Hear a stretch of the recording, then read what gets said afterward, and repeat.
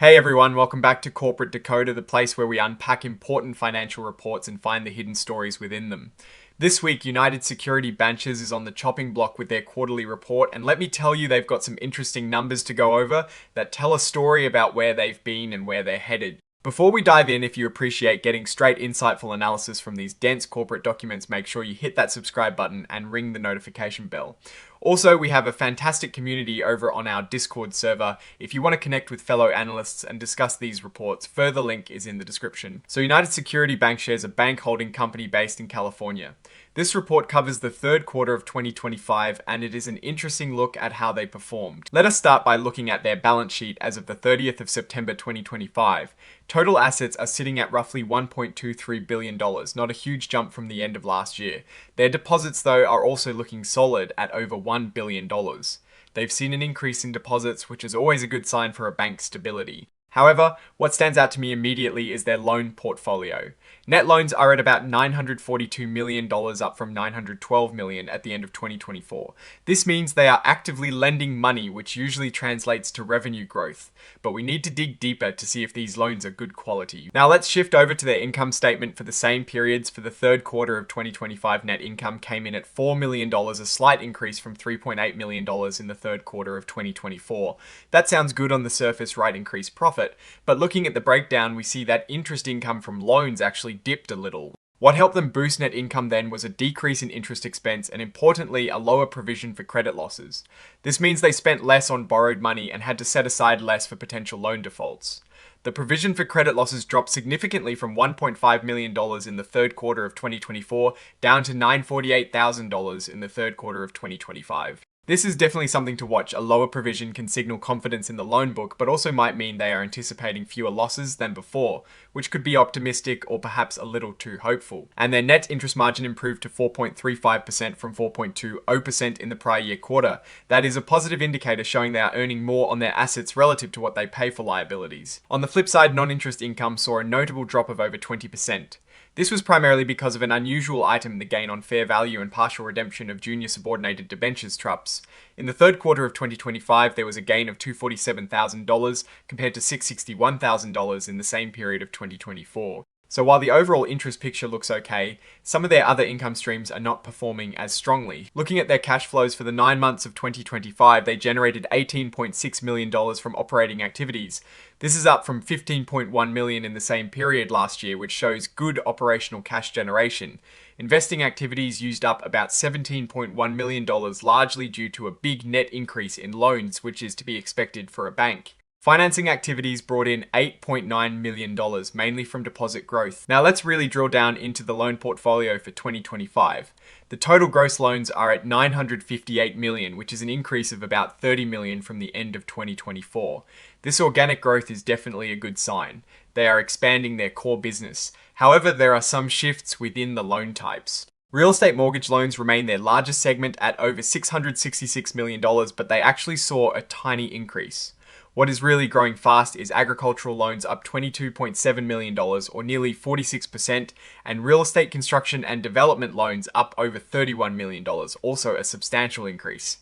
This shows a strategic push into these sectors. On the other hand, commercial and industrial loans decreased by over $20 million and installment loans also dropped. This kind of concentration shift into agriculture and construction could be smart if those sectors are booming, but it also carries risks. And speaking of risks, let's talk about those installment and student loans. They stand at about $33.5 million. While not huge, the filing highlights that these are primarily unsecured student loans to medical and pharmacy students. The repayment is tied to them graduating and becoming high-income earners. This is a long-term bet on future high earners, but it also means a higher potential for default if graduation rates or future earning potential falters. At the 30th of September 2025, they had $555,000 in student loans classified as substandard, meaning they have weaknesses that could impair liquidation. This naturally leads us to their allowance for credit losses. The total allowance is $16.2 million. Interestingly, for the 9 months ended the 30th of September 2025, they charged off over $4.8 million in loans, primarily from that installment and student loan portfolio. This is a significant chunk and nearly quadrupled the charge-offs from the same period in 2024, almost $1.3 million. The company states that ending balance of the allowance for credit losses is deemed adequate to absorb both known and inherent risks. However, a 0.66% net charge-off rate on average loans for the period is definitely something to monitor closely. Their non-performing assets have decreased from 17.2 million at the end of 2024 to 14.1 million at the 30th of September 2025. This reduction is positive news, especially the drop in non-accrual loans. The decline in non-accrual loans was partly due to one loan being paid off, which is great, and another being transferred to their investment in York Monterey Properties. This transfer to York Monterey Properties is an interesting tactic to hold onto real estate beyond the typical regulatory holding period. However, it also means their other real estate owned, which is property they've taken through foreclosure, increased to $7.9 million from $4.6 million at the end of 2024. This is a direct consequence of that transfer and could tie up capital. Looking at their financial condition, one of the most crucial aspects for any bank is its deposit base. United Security Bankshares has $1.07 billion in total deposits, and a healthy 87.65% of that is considered core deposits. These are typically more stable and less price sensitive than brokered deposits, which is great for their funding stability. Their capital position looks strong.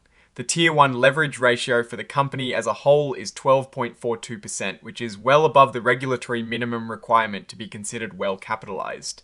Their bank subsidiary also maintains healthy ratios. This means they have a good buffer against unexpected losses, which is essential in the banking industry. So what is the big picture here? United Security Bankshares seems to be navigating the current economic climate reasonably well.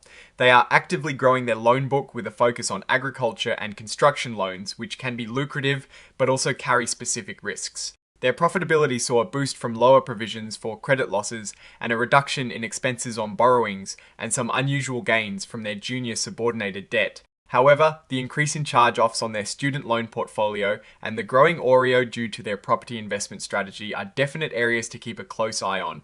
They are managing their deposits while showing a strong reliance on stable core funding, and their capital position is robust. Overall, it looks like a company focused on growth in key sectors, managing risks across much of its portfolio, while dealing with some persistent challenges. The strategy of pushing into agriculture and construction could pay off significantly, but carries inherent risks, especially given the current economic uncertainties. Now, looking at these results more broadly, United Security Bankshares appears to be strategically positioned in its market, focusing on growth sectors while maintaining a strong capital base. The increase in agricultural and construction lending shows a clear focus on areas they believe will perform well. While their student loan portfolio does present a concerning area with higher than usual charge-offs, the overall allowance for credit losses seems to be maintained at a level that management believes is adequate.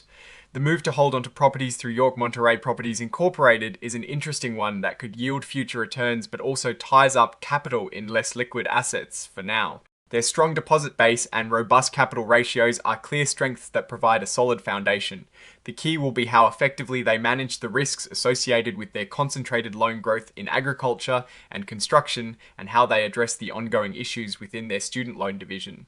Alright, that is our breakdown of United Security Bankshares' latest filing. What is your take on these numbers and what they signal for the company's future? Drop your thoughts in the comments. If this analysis was valuable, hitting that like button really helps, and subscribe for more deep dives. Don't forget to check out the Discord in the description. Thanks for watching. See you next time.